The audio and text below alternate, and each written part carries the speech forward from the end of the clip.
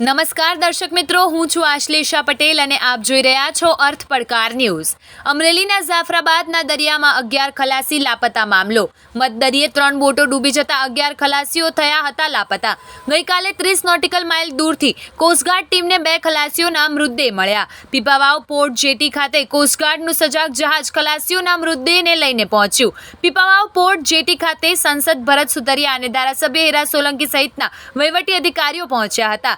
દિનેશ બારૈયા અને વિનોદ બારૈયાના મૃતદેહને પીએમ અર્થે જાફરાબાદ હોસ્પિટલ ખાતે ખસેડાયા। જાફરાબાદ સિવિલ હોસ્પિટલ ખાતે સાંસદ ભરત સુતરિયા અને સ્થાનિક ધારાસભ્ય હીરા સોલંકી, જિલ્લા પોલીસ વડા સંજય ખરાત સહિત અધિકારીઓ હોસ્પિટલ ખાતે પહોંચ્યા। કોસ્ટગાર્ડ ટીમનો આભાર માનતા ધારાસભ્ય હીરા સોલંકી, સાંસદ અને ધારાસભ્ય પરિવારજનોને હિંમત આપી।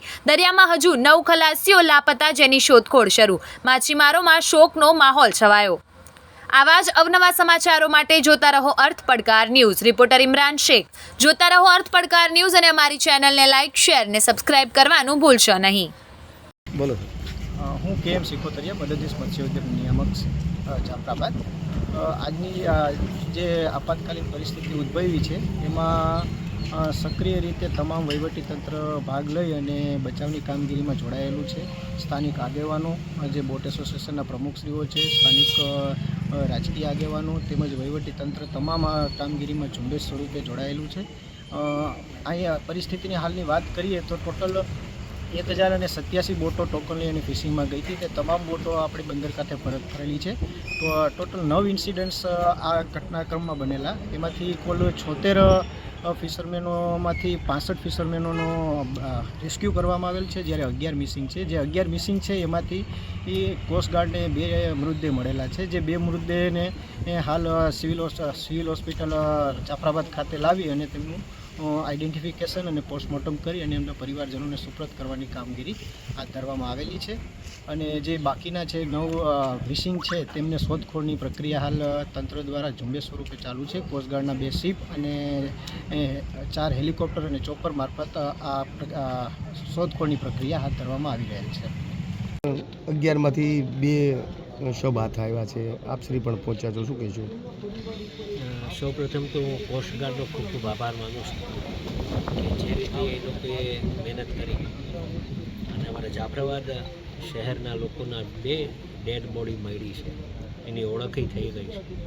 આજે એનો પરિવાર ખૂબ દુઃખની લાગણી અનુભવે છે। એના સાથે અમે પણ આ વિસ્તારના એક જનપ્રતિનિધિ તરીકે અમને પણ ખૂબ મોટું દુઃખ થયું છે। પણ સરકારશ્રી પાસે જે વ્યવસ્થા સરકારશ્રીએ કરી, જે તંત્રએ કરી, એનો પણ અમે આભાર માનીએ છીએ।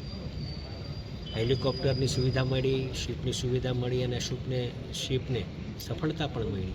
પણ હજુ પણ જ્યારે 9 જણા લોકો જે મિસિંગ છે, શિપગાર્ડના અધિકારી સાથે બેઠીને અમે ચર્ચા કરી અને એવી પણ સ્થિતિની ગંભીરતાપૂર્વક અમને બધી ધ્યાન પર મૂક્યું, એવે જે વર્ણન કર્યું એ વર્ણન અમને પણ શોકદાયી, કેમ કે જે સ્થિતિએ એ લોકોએ કામ કર્યું છે એ સ્થિતિ એ લોકોને જ પૂછી શકાય। પણ હું એનો ફરીથી એકવાર આભાર માનીશ કોસ્ટગાર્ડનો અને સાથે અપેક્ષા પણ રાખીશ કે હજુ 9 જણ જે મિસિંગ છે તમે આ એના ઘરના લોકોની એની વેદના આપે પ્રત્યક્ષ જોઈ છે। જેના ઘરમાં આ બનાવ બન્યો હોય એને સ્થિતિ એની ખબર હોય। આપણે તો કાંઠે બેઠા છીએ, જેના ઘરના વ્યક્તિ ગયા હોય એને એનું દુઃખ, એના પર જે આભ ફાટ્યું છે, ભગવાન એને શક્તિ આપે, એના પરિવારને શક્તિ આપે કે જે એના પર દુઃખ વીત્યું છે એને શક્તિ આપે કે એમાંથી એ લોકો બહાર નીકળે। પણ હજુ પણ અમારા જે 9 લોકો મિસિંગ છે એના માટે કવાયત ચાલુ છે અને વહેલામાં વહેલી તકે સુરક્ષિત મળી જાય એવી ભગવાન પાસે પ્રાર્થના કરીએ। અત્યારે દરિયાની સ્થિતિ શું છે? દરિયાની સ્થિતિ હજુ પણ 3 નંબરનું સિગ્નલ અહીંયા લાગેલું છે। સ્થિતિ હજુ પણ અમારી બોટ જઈ શકે એવી સ્થિતિ હજુ પણ છે નહીં। કોસ્ટગાર્ડની બહુ મોટી શિપ અમે જે જોઈ, જે ડેડ બોડી લઈને આવી, એ ખૂબ મોટી શિપ હતી અને ફરીથી આજે એ લોકો નીકળવાના છે। હેલિકોપ્ટરની સુવિધા પણ મળી રહી છે। ત્યારે જ્યારે આવી કંઈક સમાચાર અમને આવશે અમે આપને ધ્યાન રાખીશું। 700 થયો અને 2 શબ મળી ગયા છે, હજી 9 લાપતા, શું કહેશો? તંત્ર દ્વારા શું કવાયું? જાફરાબાદમાં એક દુઃખદ ઘટના બની હતી, જેનામાં 11 જે ખલાસીઓ છે એ દરિયામાં લાપતા હતા. કોસ્ટગાર્ડની મદદથી એનામાંથી જે 2 ડેડ બોડી છે એ રિટ્રીવ કરવામાં આવેલી છે. આ ડેડ બોડીઓને CSC ખાતે લઈ આવી એમની આઈડેન્ટિફિકેશન કરવામાં આવેલી છે અને બંને ડેડ બોડીનું આઈડેન્ટિફિકેશન થઈ ગયું છે.